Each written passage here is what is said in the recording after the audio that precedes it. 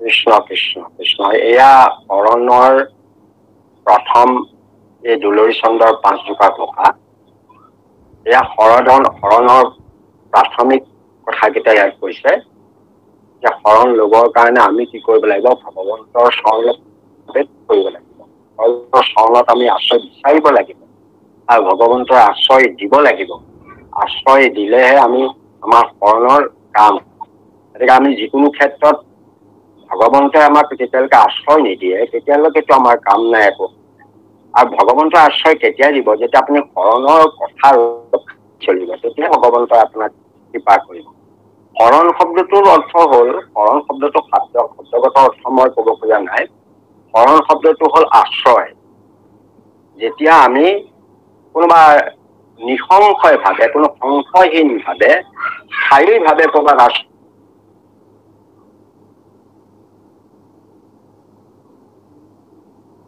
শৰণ বুলি কোৱা হয়। আমি অস্থায়ী কেতিয়াবা আশ্ৰয় ক'ৰবাত লওঁ।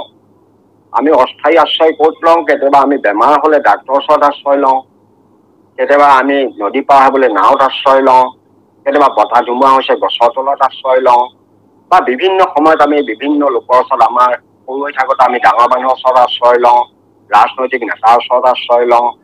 এইদৰে আমি বিভিন্ন লোকৰ ওচৰত আশ্ৰয় লওঁ। সেইবোৰ কিন্তু স্থায়ী আশ্ৰয় নহয়, অস্থায়ী আশ্ৰয়।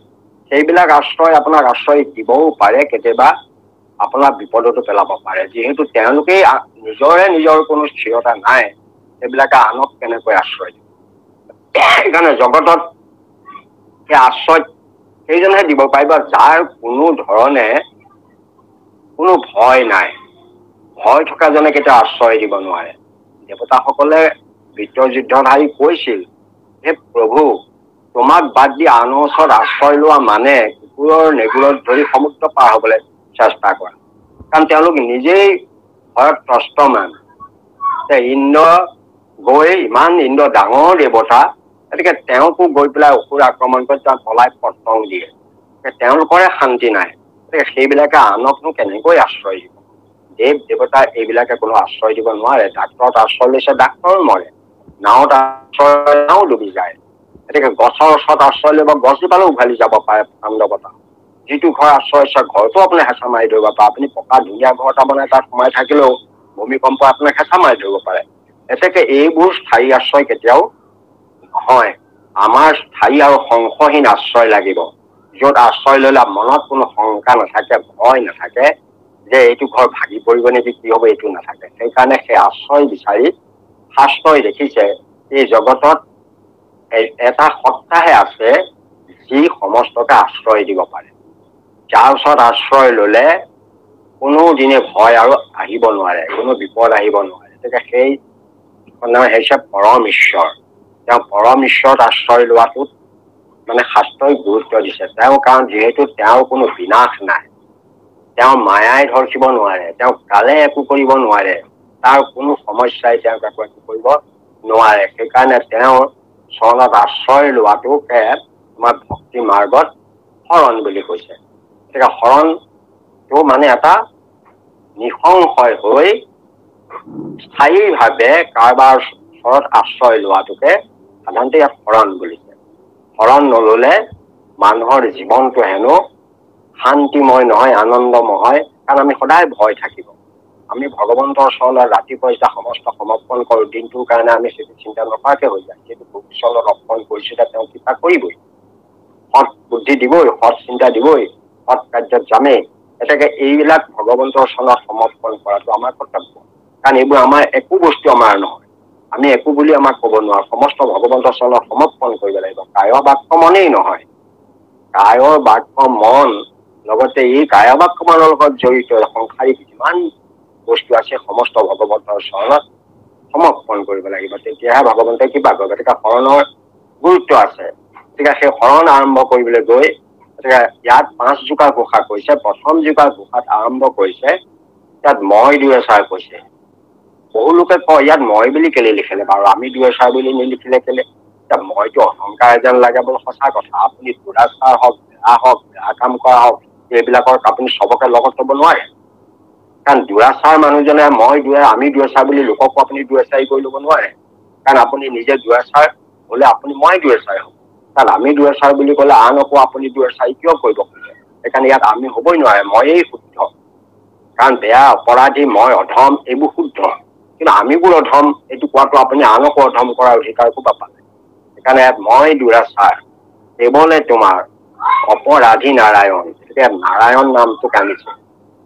হে নাৰায়ণ, হে পৰম পুৰুষ নাৰায়ণ, মই দুৰাচাৰ কৰ্মত জড়িত হৈ দুৰাচাৰ কৰ্মবিলাক কৰি, যিটো প্ৰকৃত আচাৰযুক্ত কৰ্ম নহয়, দুৰাচাৰ কৰ্মবোৰ কৰি কৰি কেৱল মই তোমাৰ ওচৰত অপৰাধী হৈ পৰিছো। এইবোৰ অপকৰ্ম মই কৰিব নালাগে। ভগৱন্তৰ যিটো বিৰোধী, সেই বিৰোধী কৰ্মবোৰ কৰিছো, সেইবিলাক দুৰাচাৰী কৰ্ম বুলি কোৱা হয়। ভক্তিৰ বিৰোধী কৰ্ম, ভক্তি অবিৰোধী কৰ্মবোৰ দুৰাচাৰী নহয়। ভক্তিৰ বিৰোধী কৰ্ম কৰি মই দুৰাচাৰী হৈ পৰিছো।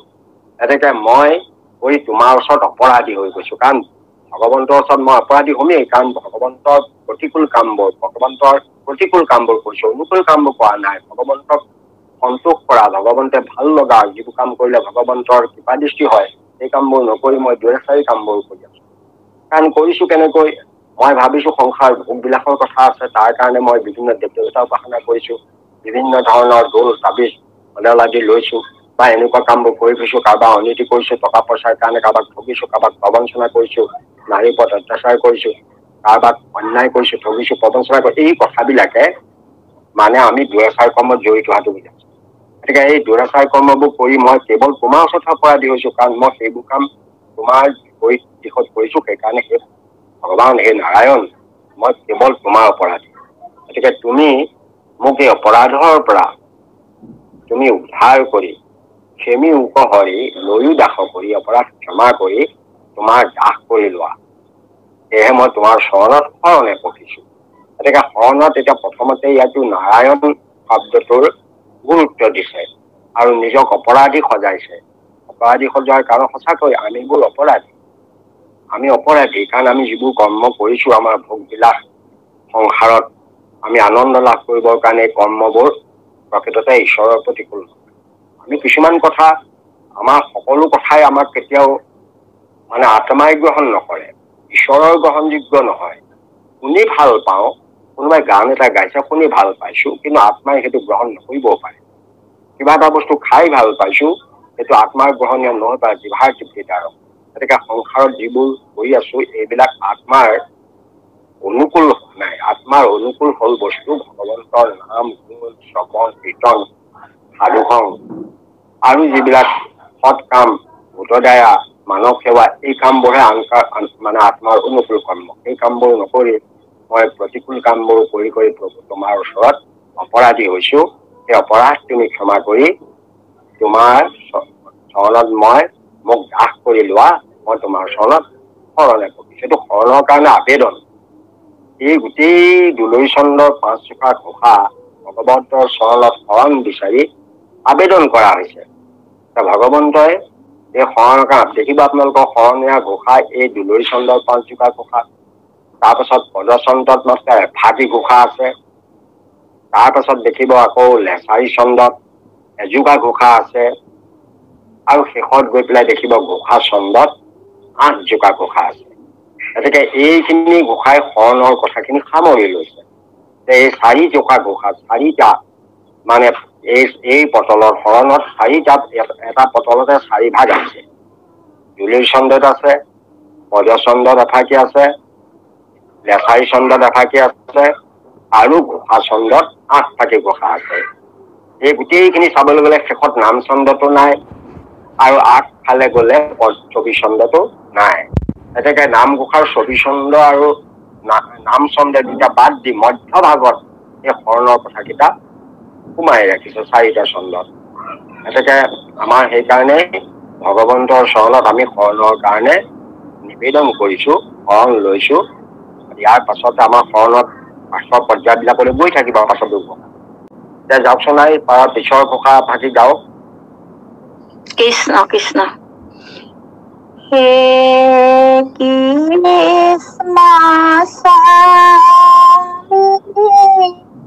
তজ পায়ে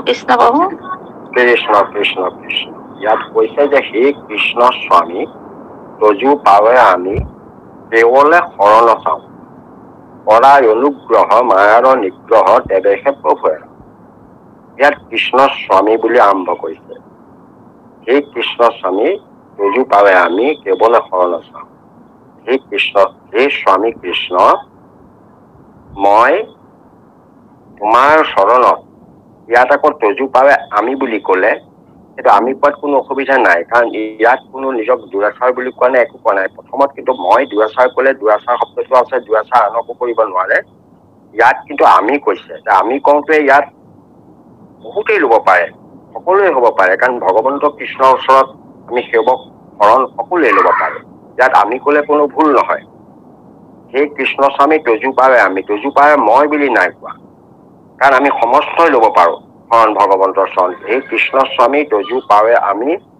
কেৱলে শৰণ চাওঁ আমি তোমাৰ ওচৰত মাত্ৰ আশ্ৰয় বিচাৰিছো শৰণ বিচাৰিছো কেৱল মাত্ৰ তুমি আমাক শৰণ দিয়া শৰণ বিচাৰিছো চাওঁ মানে বিচাৰিছো শৰণ ল'বলৈ বিচাৰিছো মই সেইকাৰণে কৈছো এইটো আবেদন তোমাৰ চৰণত শৰণ ল'বলৈ বিচাৰিছো তুমি অনুগ্ৰহ কৰি মায়াই যিটো আমাৰ ওপৰত মানে বলৎকাৰ কৰিছে নিগ্ৰহ কৰিছে মায়াই আমাক যেনেকৈ সংসাৰ মাই ফুৰিছে মতিছন্ন কৰি ফুৰিছে এই মায়াৰ নিগ্ৰহৰ পৰা আমাক তুমি উদ্ধাৰ কৰি মায়াৰ নিগ্ৰহৰ পৰা আমাক উদ্ধাৰ কৰি তুমি যাতে আমাক তোমাৰ চৰণৰ দাস কৰি লোৱা কৰা অনুগ্ৰহ মায়াৰ নিগ্ৰহ তেৱেহে প্ৰভু এৰাও মানে তেৱেহে প্ৰভু এৰাও মানে মায়াৰ নিগ্ৰহৰ পৰা হাত কৰা কাৰণ মায়াই আমাক ধৰহি আছে মায়া আমাক সংসাৰত মজাই আছে আমি সংসাৰত প্ৰকৃততে ঈশ্বৰৰ ফালে নেদেখি সংসাৰত বাকী ভোগ বিলাস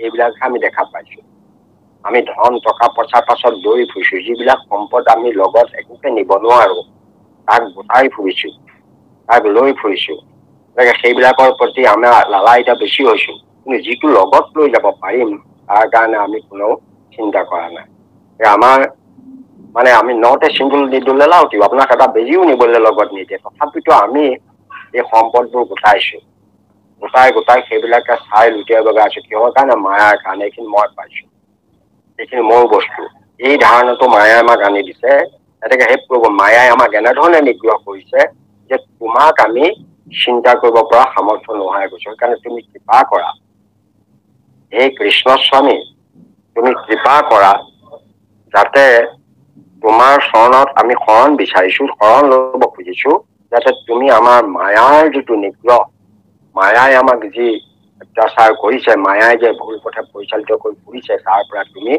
আমাক উদ্ধাৰ কৰি মায়াৰ বান্ধৰ পৰা এৰুৱাই লৈ তোমাৰ চৰণত আশ্ৰয় প্ৰদান কৰা এয়া ইয়াত কৃষ্ণ স্বামী বুলি উল্লেখ কৰিলে চাব প্ৰথমে নাৰায়ণ কৈছে ইয়াৰ কৃষ্ণ স্বামী ক'লে কৃষ্ণৰ পাছত কিন্তু স্বামীটো দিছে কাৰণ ইয়াত সদায় জানিব মই প্ৰথমে কৈছো পৰম ব্ৰহ্ম নিৰ্গুণ নিৰাকাৰ তাৰ পাছতে পৰম পুৰুষ সগুণ নিৰ্গুণ সাকাৰ যাক নাৰায়ণ বুলিছে তাৰ পাছতে সগুণ সাকাৰ পুৰুষোত্তম মানে বিষ্ণুক পুৰুষোত্তম বোলা হয় তাৰ পাছত আহিছে আনন্দ ব্ৰহ্ম সেই আনন্দ ব্ৰহ্ম হল দৈৱকীনন্দন কৃষ্ণক মহাপুৰুষো কোৱা হয় আনন্দ ব্ৰহ্ম সচিদানন্দ ব্ৰহ্ম বুলিও কোৱা হয় গতিকে কৃষ্ণক আনন্দ ব্ৰহ্ম এইকাৰণে কৈছে তেওঁ লীলা বিগ্ৰহ তেওঁ লীলা আছে সেই লীলা চৰিত্ৰ আমি গাব পাৰিছো গতিকে সেই কৃষ্ণ স্বামী তজু পাৱে আমি কেৱলে শৰণ চাওঁ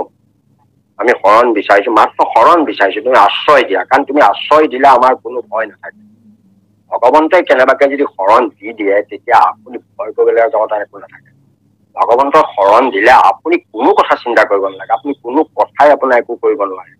ভগৱন্তই আমি শৰণ বিচাৰিছো, আমি গৈ পেলাই কোনোবা এজনে আমাক শৰণ প্ৰদান কৰিছে, আমি শৰণ লৈছো, আমাক কৈছে, আমি ভাবি ললো শৰণ ললো, কিন্তু শৰণ ললেই শৰণে ক্ৰিয়া নকৰে। কেলে নকৰে? কাৰণ আপুনি শৰণ ললে ভগৱন্তৰ শৰণ দিছে নে নাই আপুনি সেইটো অনুভৱ কৰিব যেতিয়া আপোনাৰ মনত সেই আনন্দটো প্ৰকাশ হব, মনৰ ভয় ভাৱ নাইকিয়া হব। তাহানি চুতীয়া বাপক এজন মানুহে সুধিছে যে আমি শৰণ ললো, শৰণে আমাৰ কাম কৰিছে নে নাই, ক্ৰিয়া কৰিছে নে নাই, প্ৰভু ভগৱন্ত প্ৰসন্ন হৈছে নে নাই কেনেকৈ জানে? শৰণ লওঁতে আমি কৈছো ভগৱন্তৰ অভয় চৰণত শৰণ লৈছো। অভয় মানে আমাৰ ভয় থাকিব নোৱাৰে, কোনো কাৰণে ভয় থাকিব বোলে আপুনি বোলে এটা কাম কৰিব, পৰীক্ষা যদি কৰিব খোজে, যে আপুনি সন্ধ্যা সময়ত মানে সদ্য মৃত্যু হোৱা কোনো মানুহৰ যিটো খৰি দিয়ে মৰিশালি, সেই সদ্য মৃত্যু হোৱা এটা মৰিশালিৰ কিনাৰেদি সন্ধ্যা আপুনি গৈ চাব, কিনাৰে যাওক, কিনাৰেদি যাওঁতে আপুনি গালৈ লক্ষ্য কৰিব, আনলৈ নাচাব, আপুনি গালৈ চাব আপোনাৰ গাৰ নম্বৰ ডাং খাই গৈছে নেকি। যদি গাৰ নম্বৰ খাই গৈছে তেতিয়া বুজিব যে আপোনাৰ শৰণে ক্ৰিয়া কৰা, কাৰণ আপোনাৰ ভয় লাগি আছে ভিতৰত। এনেকে বাহ্যিক কাৰণলৈ ভয় কৰিলে, দেওভূত বা অন্যান্য যদি ভয় কৰে তেতিয়াহ'লে বুজিব যে আপোনাৰ শৰণে কাম কৰা নাই। কাৰণ অভয় চৰণত শৰণ লৈছে, বিশ্বৰ সৰ্বশক্তিমান সমস্ত জগতখনক তেওঁ আশ্ৰয় দিব পাৰে, তেনে এজনৰ ওচৰত আশ্ৰয় লোৱাৰ পিছত আপোনাৰ ভয়টো ক'ৰ পৰা আহিল? আপুনি ভূত প্ৰেত কি কাৰণে ভয় কৰিলে? আপোনাৰ কেঁচুৱা জন্মৰ সময়ত আপুনি বগৰী জেং দিবলগীয়া কিয় হ'ল? আপোনাৰ অন্যান্য তাবিজ এইবিলাক মেডল এইবিলাক কিয় ল'বলগীয়া হ'ল?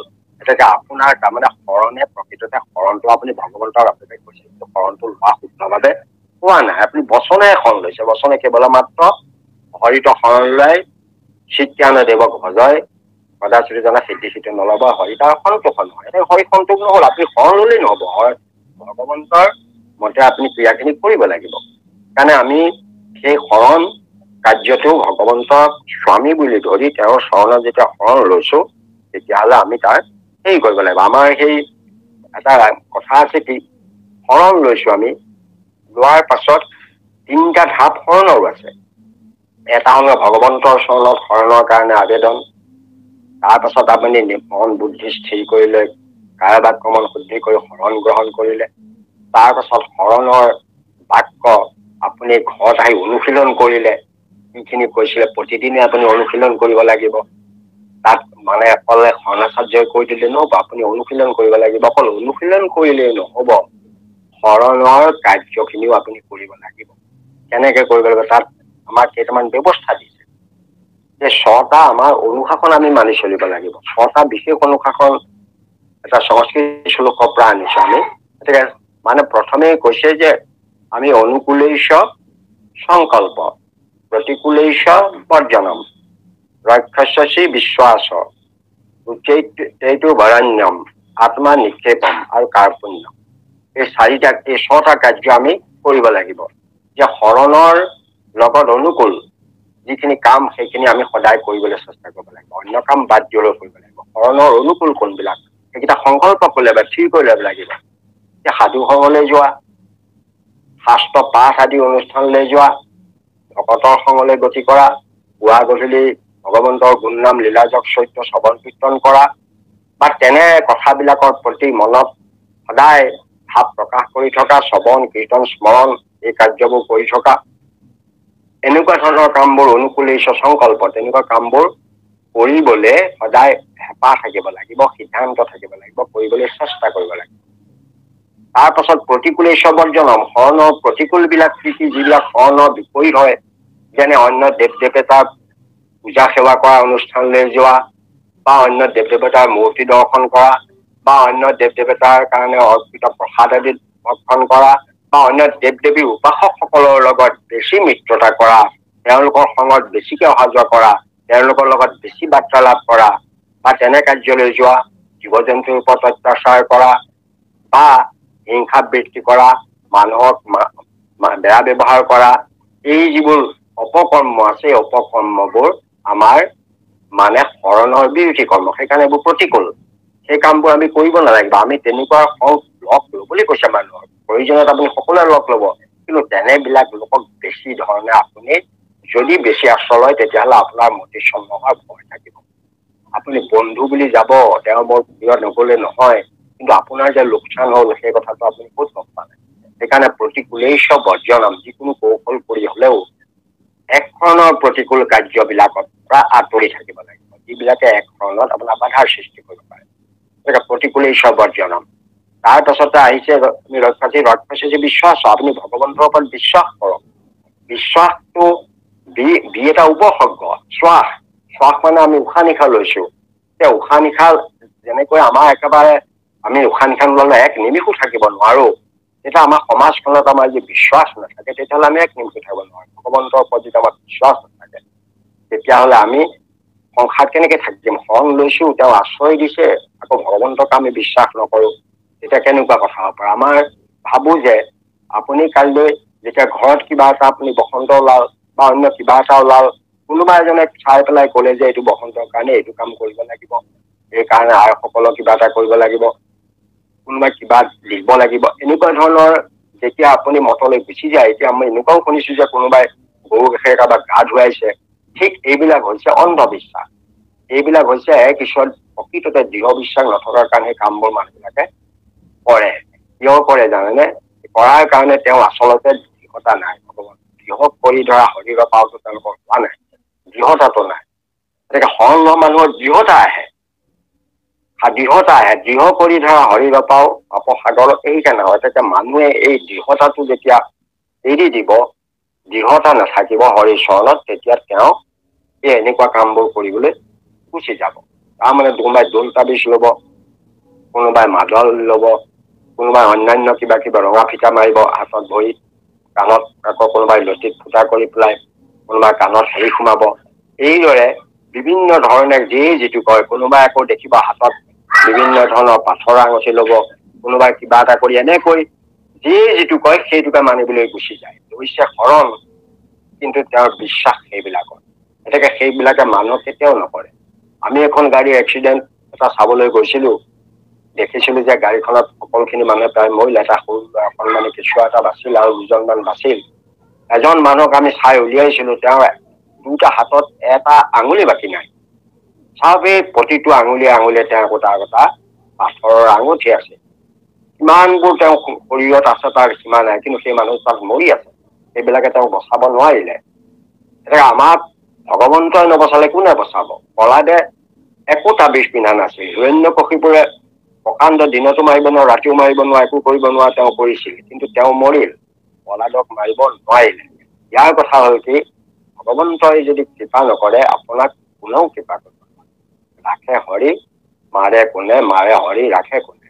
এবাৰ সঁচা কথা। সেইকাৰণে আমি ঈশ্বৰক দৃঢ় বিশ্বাস কৰি ল'ব লাগিব, আৰু ভগৱন্তক দৃঢ় বিশ্বাস কৰি ডাক্তৰৰ ওচৰলৈ যোৱাটো মানা ক'তো কৰা নাই। সেইটো ডাক্তৰ কৰি চিকিৎসা কৰিবই লাগিব, চিকিৎসা কৰাত কাৰো বাধা নাই। বেমাৰ এটা হৈছে সেইমতে ডাক্তৰৰ ওচৰলৈ গৈ চিকিৎসা আদি কৰক, বা অন্যান্য যোগাসন আদি কৰক সুস্বাস্থ্যৰ কাৰণে, বা কিবা কৰক, তাত আপত্তি নাই। আমি যে কিছুমান অন্ধবিশ্বাসত বিশ্বাস কৰো, দোল তাবিজত বিশ্বাস কৰো, হাতত আপুনি মানুহৰ দেখিব ভাল ভাল সংঘৰ মানুহৰে ভকতৰে আমি ভৰিত কেতিয়াবা ৰছী বান্ধি থকা দেখিব, ক'লা ৰছী বান্ধিব, কিবা কিবি বান্ধি ৰাখিব। গতিকে তেওঁলোকে মানে আচলতে শৰণ লৈছেই যদিও শৰণত অহা নাই। সেইকাৰণে ভয় আছে, শংকা আছে। সেইকাৰণে কোনোবাই কোৱা মাতে তেওঁ তেনেকেই দোল তাবিজ লৈছে, ৰছী চছী লৈছে, সেইবিলাকলৈ বিশ্বাস কৰিবলৈ গুচি গৈছে। গতিকে আমি ভাবো যে শৰণ লোৱা লোকসকলে ভগৱন্তক দৃঢ় বিশ্বাস কৰিব লাগিব, মানে ৰক্ষাসি ভগৱন্তে ৰক্ষা কৰিব বুলি দৃঢ় বিশ্বাস কৰিব লাগিব। তাৰ পাছতে আহিলে গোটেইটো ভগৱন্তক আপুনি আপোনাৰ গোপন কামনা সকলোৱে থাকে, সকলোৱে গোপন কামনা থাকে। গোপন কামনাবোৰ যদি সৎ হয়, আনক অনিষ্টকাৰক নহয়, আনক হিংসাকাৰক নহয়, সৎ গোপন কামনা থাকিলে ভগৱন্তক পূৰ্ণ কৰাটো খাটাং, পূৰ্ণ কৰিবই। যদি আপুনি সৎ উদ্দেশ্য লৈ সৎ কামনা কৰিছে, মোৰ ছোৱালীজনী এটা সৎ ল'ৰালে বিয়া হওক, মোৰ ল'ৰাটোক ভাল ধৰণে উপাৰ্জনক্ষম হওক, এইদৰে যদি ভগৱন্তক চিন্তা কৰিছে, ভগৱন্তে কৃপা কৰিবই। গতিকে আপুনি যদি অসৎভাৱে ভাবে যে মোৰ ছোৱালীজনী এটা ডাক্তৰলে বিয়া হওক, এটা ইঞ্জিনিয়াৰলে বিয়া হওক, এটা বাহিৰৰ ধন ঘটিব পৰা মানুহ এটালে বিয়া হওক, ধনী মানুহ এটা হওক, তেতিয়া সেইবোৰ সৎ নহয়।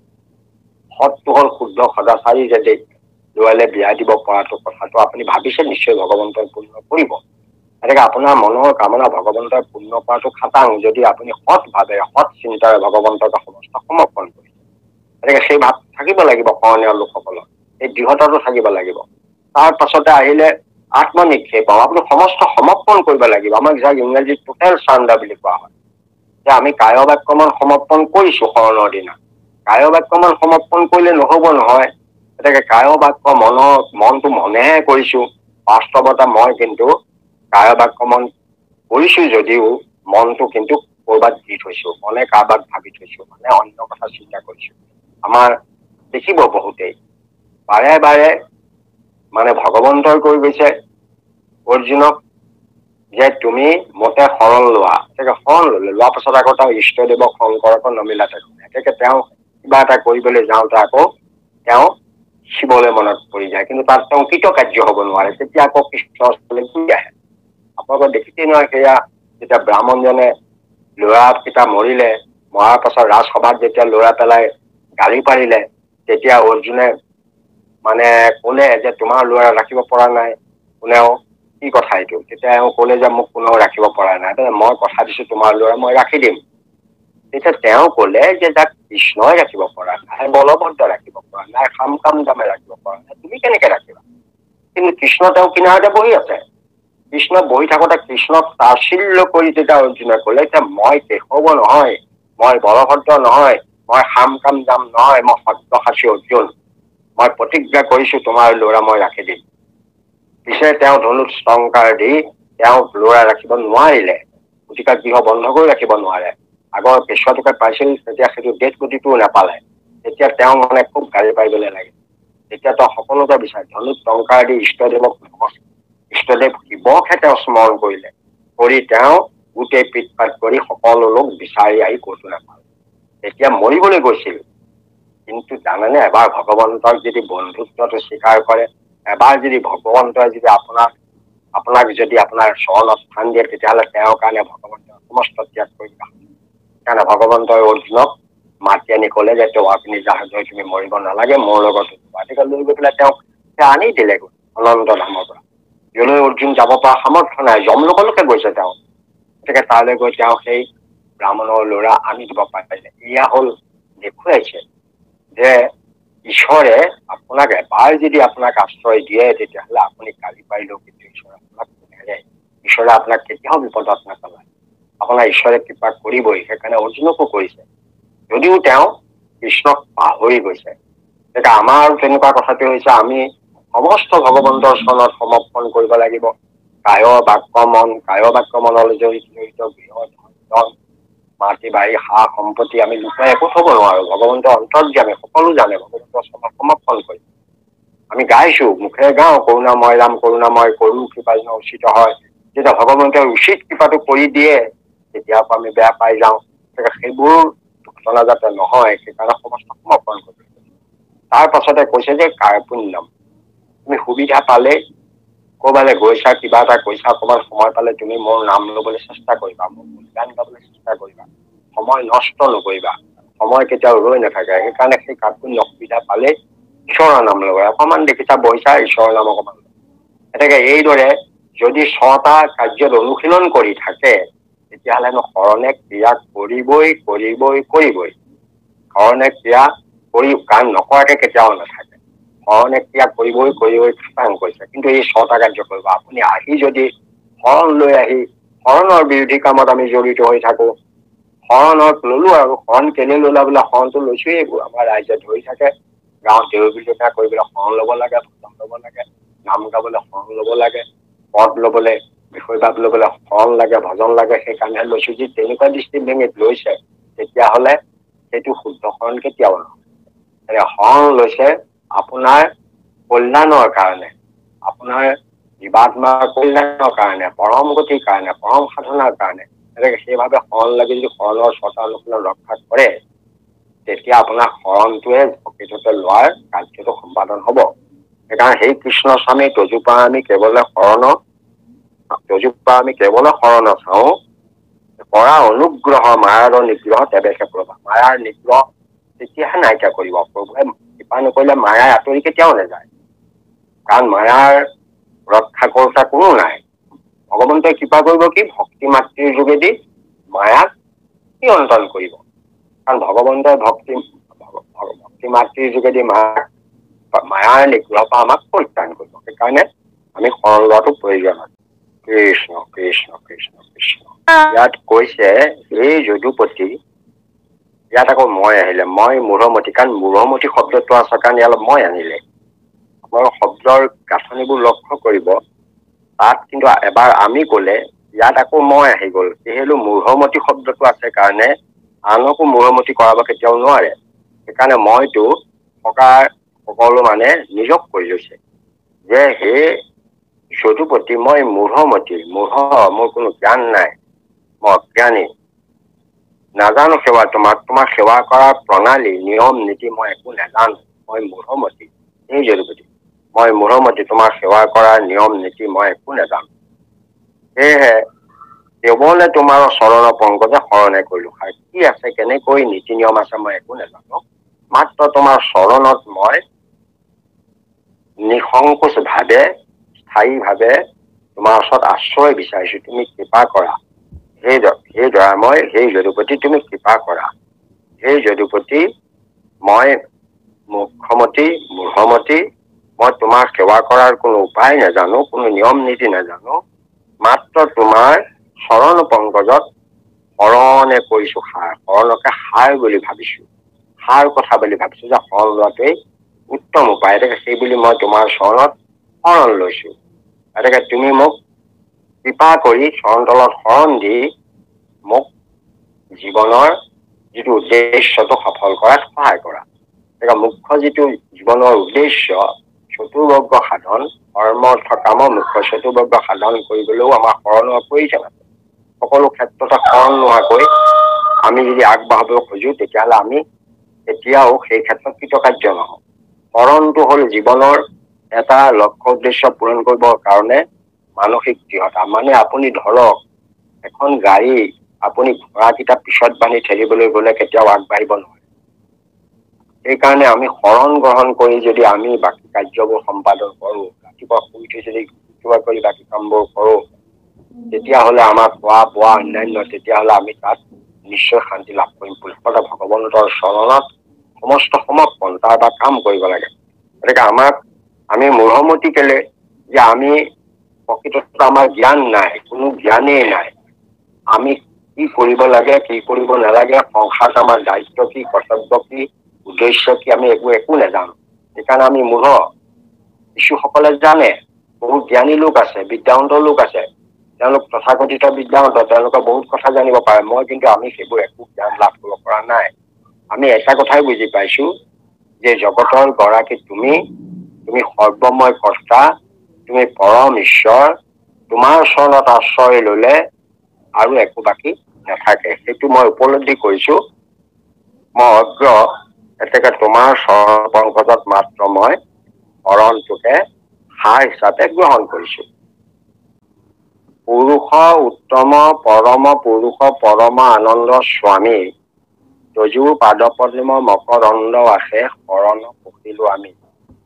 প্ৰভু ভগৱন্ত অনন্ত ঈশ্বৰ প্ৰপন্ন জনতাৰণ, তুমি প্ৰিয়তম পৰম দেৱতা জানিয়া লৈলো শৰণ, জানিয়া লৈলো শৰণ। এনেকে ইয়াত ভগৱন্তক পুৰুষৰ উত্তম বুলিছে। পুৰুষৰ উত্তম মানে পুৰুষোত্তম। আকৌ কৈছে পৰম পুৰুষ, তাৰ পাছত কলে পৰম আনন্দ স্বামী। তিনিটা তত্ত্ব ইয়াত সংযোজন ঘটাইছে। প্ৰথমে কলে পুৰুষোত্তম, তাৰ পাছত কলে পৰম পুৰুষ, তাৰ পৰা কলে পৰম আনন্দ স্বামী। যদিও বাক্যৰ সৰু সৰু, কিন্তু ইয়াত বহুত তত্ত্বৰ কথা সোমাই আছে। কেলে সোমাই আছে? পুৰুষোত্তম বুলি কলে পুৰুষৰ উত্তম, পুৰুষতকৈ উত্তম। সাধাৰণতে আমি পুৰুষ বিলাক আমি গুণময়, আমাৰ তিনি গুণৰ মাজত আমি গঠা আছে আমাক। কিন্তু পুৰুষোত্তম যেন আকৌ তিনি গুণৰ ভিতৰতে শুদ্ধ সতবৃত্তি, ৰজ তম বৃত্তি কেৱল আসুৰি ভাৱ, শুদ্ধ সত্যবৃত্তি দেৱৰ সম্পত্তি লয়া ভজা হৰি ভাৱ। এতিয়া সত্যগুণেই নহয়, তেওঁ শুদ্ধ সত্যবৃত্তিৰ গৰাকী। কোন? বিষ্ণু। বিষ্ণুক শুদ্ধ সত্যগুণৰ গৰাকী বুলি কোৱা হয়। এতিয়া শুদ্ধ শতগুণৰ গৰাকীৰ কাৰণে তেওঁ পুৰুষোত্তম কয়, মানে পুৰুষবিলাকতকৈ উত্তম। আমি যিবিলাক আমাৰ দেহবিলাকত যিবোৰ জীৱাত্মা আছে, এই সত্তাবিলাকক পুৰুষ বুলি কৈছে। এইবিলাকো ব্ৰহ্ম, এইবিলাক জীৱৰ ভগৱন্তৰ অংশ হলেও এইবিলাকে 3 গুণময় সংসাৰত মজি আছে, 3 গুণৰ জ্বালা-কলা পাই আছে, মায়াৰ তাৰণাত ভুগি আছে। কিন্তু পুৰুষৰ উত্তমজনে মায়াৰ তাৰণাত ভোগা নাই। তেওঁ সেই 3 গুণৰ পৰা যিটো ভাল গুণ সত্বগুণ, সত্বগুণৰো আকৌ শুদ্ধ শতগুণ, যাক শতগুণ বুলি কোৱা হৈছে, সেই গণগুণক আশ্ৰয় কৰি জগতখন তেওঁ পালন কৰিছে। গতিকে ভগৱন্তক তেওঁ ভগৱন্ত বুলি কোৱা হয়। সেইকাৰণে তেওঁক পুৰুষোত্তম বুলিও জনা যায়, পুৰুষৰ উত্তম। পুৰুষৰ উত্তম যদিও তেওঁতকৈ ওপৰত আছে পৰম পুৰুষ। সত্তা একেটা সত্তাই পৰম পুৰুষ বুলি কোৱা হৈছে। পৰম মানে তাতকৈ ওপৰত আৰু পুৰুষ নাই। পৰম পুৰুষকে পৰম ঈশ্বৰ বোলে। সেইজনক বোলা হৈছে নাৰায়ণ। নাৰায়ণ কিন্তু নিৰ্গুণ সত্তা। আগতে মই এবাৰ কৈছোৱেই যে পৰম ব্ৰহ্মক নিৰ্গুণ নিৰাকাৰ বুলি কোৱা হয়, নিৰ্গুণ নিৰাকাৰ সত্তা বুলি কোৱা হয়। সেই পৰম ব্ৰহ্মৰ পৰিচিত নাম হল ৰাম।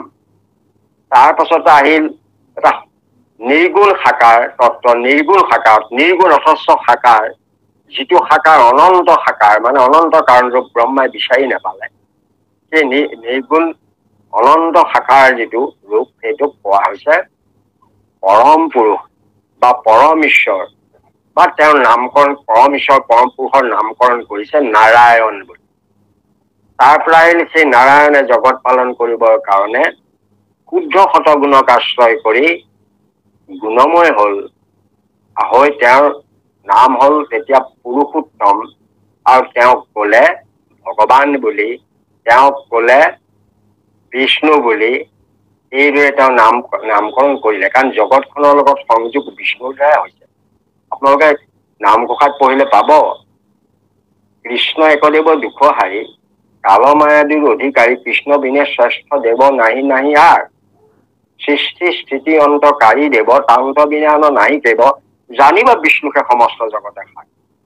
কিন্তু আগৰ চব কৃষ্ণ কৈ আহিল, পাছত গৈ কিন্তু বিষ্ণুৰ কথা কলে। কাৰণ জগতৰ সাৰ কৃষ্ণই, বিষ্ণু, সেইটোকে বিষ্ণুহে সমস্তকে জগতখনৰ লগত সম্পৰ্ক স্থাপন কৰি আছে। ভগৱন্ত হিচাপে তেওঁ বিষ্ণু হিচাপে জগতৰ লগত সম্পৰ্ক স্থাপন কৰি আছে।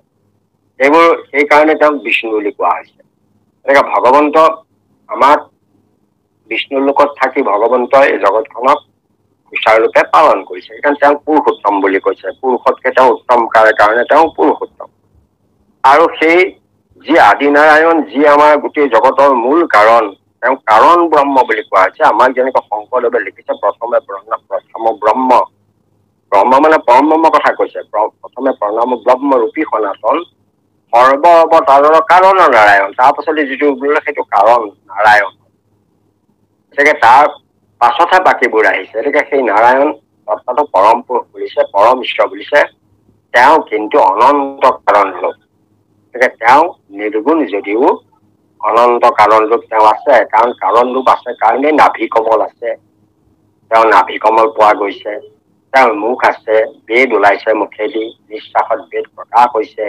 চৰণ আছে, কাৰণ চৰণ পদ্মৰ পৰা গংগা উৎপত্তি হৈছে। এনেকে তেওঁ অৱস্থিতো আছে। কিন্তু যিটো আদি অন্ত বিচাৰি কোনেও উলিয়াব নোৱাৰিলে, সেইটোহে কৈছে। এতিয়া তেওঁ মুখ নাথাকিলে বেদ কেনেকে ওলালহেঁতেন? যাৰ নাকেদি নিশ্বাসত বেদ ওলাইছে, যাৰ নাভি কমলত ব্ৰহ্মাৰ সৃষ্টি হৈছে, যাৰ চৰণৰ যোগেদি গংগাৰ উৎপত্তি হৈছে, গতিকে তেওঁ অৱস্থিতিটো আছে। সেইকাৰণে তেওঁ অনন্ত কাৰণ বুলি কৈছে। সেইজন পৰম পুৰুষ সত্তা। গতিকে ইয়াত তিনিওটাৰ সংযোগ ঘটাইছে। শেষত কৈছে পৰমানন্দ স্বামী। আমি এইবিলাক যিমানেই নহওক লাগিলে, সেইবিলাক আমাৰ চিন্তা ভাৱনাৰ বহু ওপৰত। কিন্তু আমাৰ ভাৱনাৰ ওচৰ কৰি প্ৰভু ভগৱন্তই কৃপা কৰি, ভক্তপদে কৃপা কৰি, ভক্তই যাতে সহজে তেওঁৰ গুণ নাম লীলাজক চৰিত্ৰ শ্ৰৱণ কীৰ্তন কৰিব পাৰে, তেওঁ চিন্তা চৰ্চা কৰিব পাৰে। সেইকাৰণে তেওঁ কৃপা কৰি দৈৱকী গপ্প ধাৰি তেওঁ প্ৰকাশ্যে আহি প্ৰকাশ হলি। বেদৰ গুপুত বিত্ত নাৰায়ণ, এই দৈৱকীত হন্তে সাক্ষাৎ জীৱৰ তাৰণ হেতু নাৰায়ণে প্ৰচাৰিলা নিজৰ যশ ধৰ্ম। গতিকে তেওঁ জীৱ তাৰণৰ কাৰণে, ভকতৰ তাৰণৰ কাৰণে নিজৰ গুণ নাম লীলাজক চৰিত্ৰ ভকতৰ মাজত প্ৰচাৰ কৰিলে। গতিকে সেইকাৰণে ইয়াক তেওঁক সেইকাৰণে আনন্দ ব্ৰহ্ম বুলি কোৱা হয়। পৰম আনন্দ ব্ৰহ্ম বুলি কৃষ্ণক কোৱা হয়।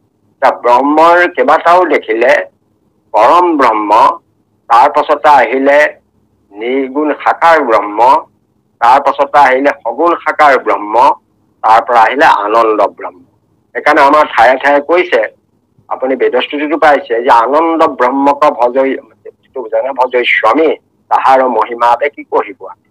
আনন্দ ব্ৰহ্মক ভজনতহে গুৰুত্ব দিয়া হৈছে। কাৰণ ব্ৰহ্মৰ আনন্দ ৰূপ হল দৈৱকীনন্দন কৃষ্ণ। কাৰণ কৃষ্ণৰ সত্যত ব্যাখ্যা কৰোঁতে সচিত আনন্দময় বুলি কৈছে তেওঁ।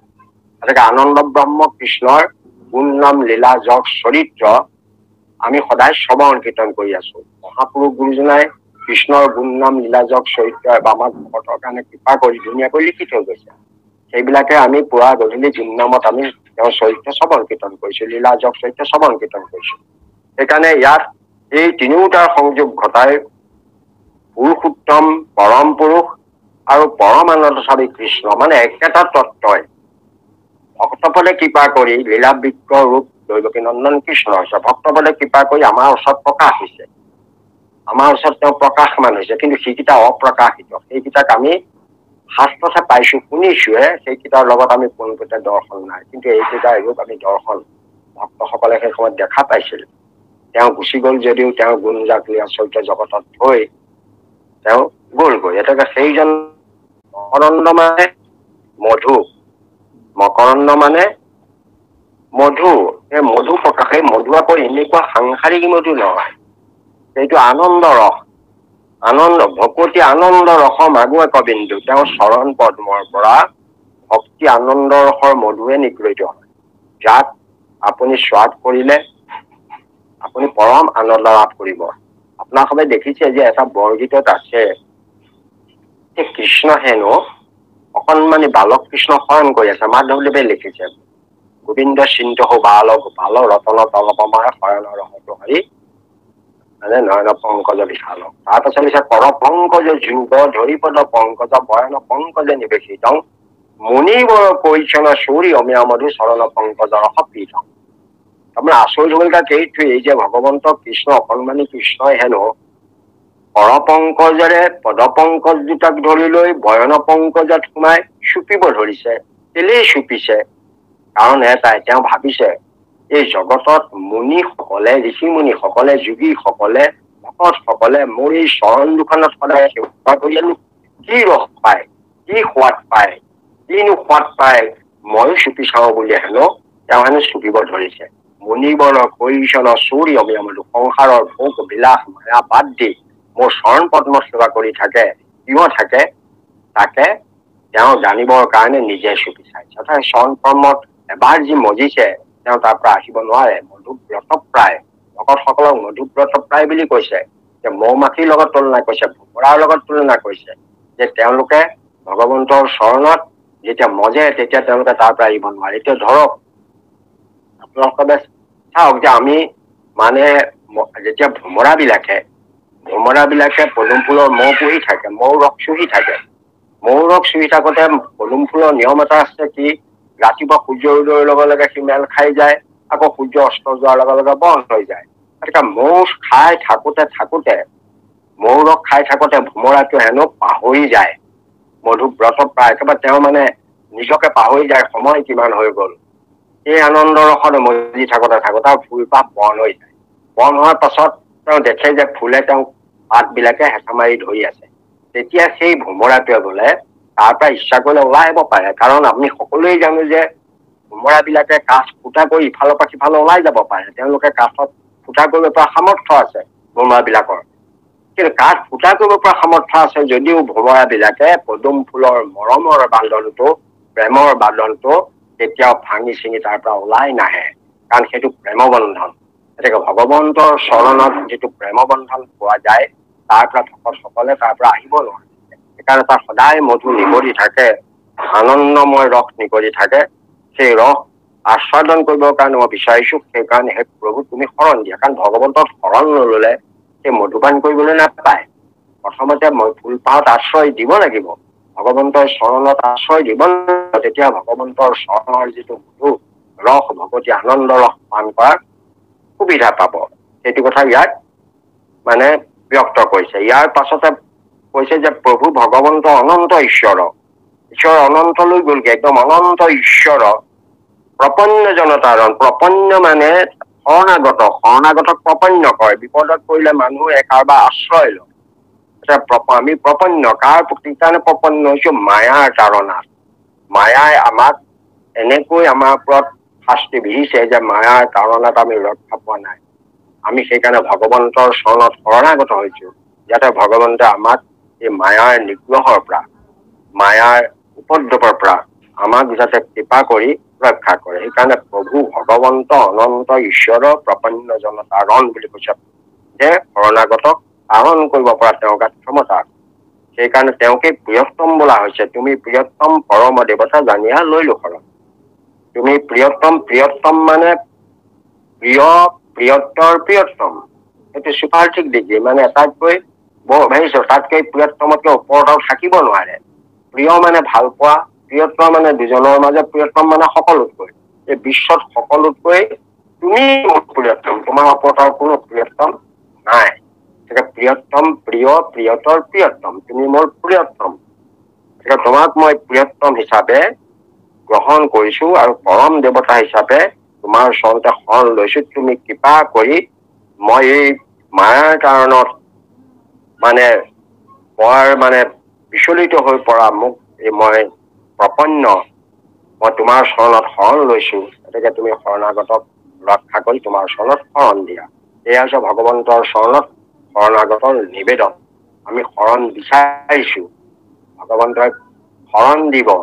শৰণ দিলে আমি আশ্ৰয় পাম।